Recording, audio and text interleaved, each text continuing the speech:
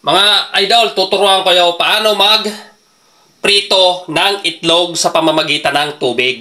Ito mga kaidulan, no? Tubig yan, no? Nasa baso. Ilalagay natin. Ayan, no? Kita nyo naman.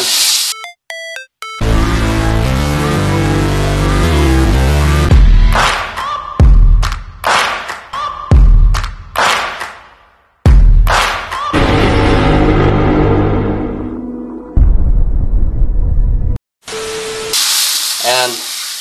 Magpiprito tayo dyan mga kaidulan. Siyempre, ilalagyan nyo yan ng ganyan. Lalagyan nyo siya ng asin. Lagyan natin ng asin. Mga kaidulan, na tubig yan mga kaidulan. Lagyan natin ng asin. Ayan, si asin. Ayan, o. After natin malagyan mga kaidulan ng asin yan, lagyan natin ng suka. Suka mga kaidulan ang ilalagay natin. Pero tatansya niyo, ito mga kaidulan, no, si suka. Lalagyan natin ng suka yan. Ayan, no. Ayan. Ayan, lalagyan natin ng 2 kutsara. Ayan. After nyan mga kaidulan, antayin natin na kumulo ang ating tubig. A few moments later. Ito na mga idol, kumulo na ang ating tubig. Siyempre, ito sa itlog. Ayan. Ibiyakin natin na ganito. Tapos, ilalagay natin yan. Ayan. After yan mga kaidolan, takpan natin ng ilan minuto. Sabihin natin mga seconds lang. Mga 15 seconds. Ayan. After yan mga kaidolan, titingnan ulit natin. Ayan mga kaidolan, no? Siyempre, hindi pa siya masyado. Hantayin pa natin ng ilan minuto, ilan segundo pa mga kaidolan. Teknik yan mga kaidolan.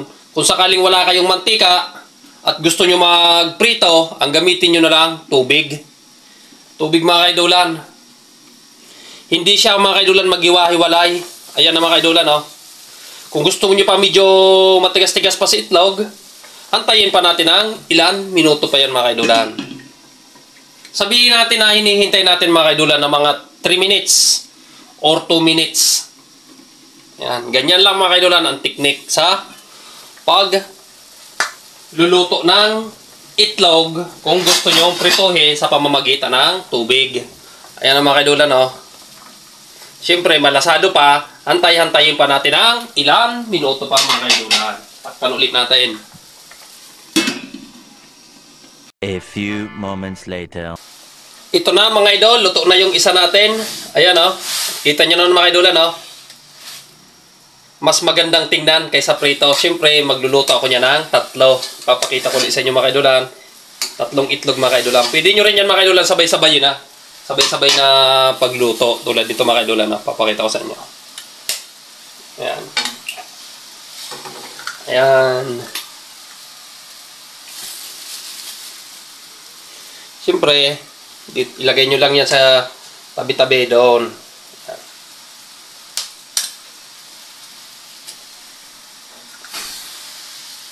Yan mga kaidolan. After nyan mga kaidolan, takpan muna. Takpan muna natin. Antayin natin ng ilan minuto ulit. Ayan, para mga kaidolan may idea kayo. Kung sakali wala kayong mantika, at gusto nyo magprito ng itlog, ganun lang mga kaidolan ang gagawin nyo. Ayan, o. Diba? Napakasimple.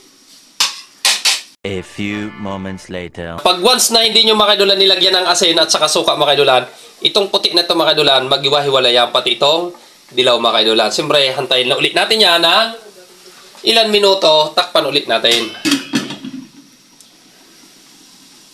Ito na mga kaidolan, na yung niluto natin na itlog.